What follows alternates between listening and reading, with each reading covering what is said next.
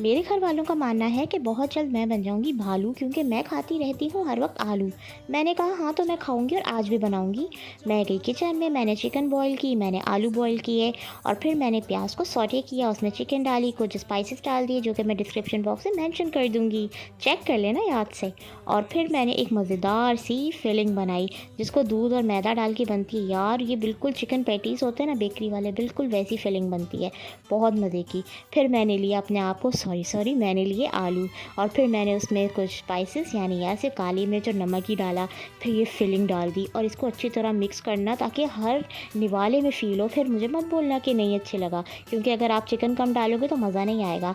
फिर मैंने मज़ेदार सी बॉल्स बनाई इसकी, उसको मैंने स्लरी में डिप किया, फिर कोट किया मैंने ब्रेड क्रम्स में और फिर इसको फ्राई किया गोल्डन ब्राउन होने तक। अपने फेवरेट सॉस या केचप के साथ सर्व करो। वीडियो अच्छी लगे तो उसको लाइक करना, मेरे चैनल को सब्सक्राइब करना प्लीज़ और अच्छे अच्छे कमेंट्स करना। Bye bye.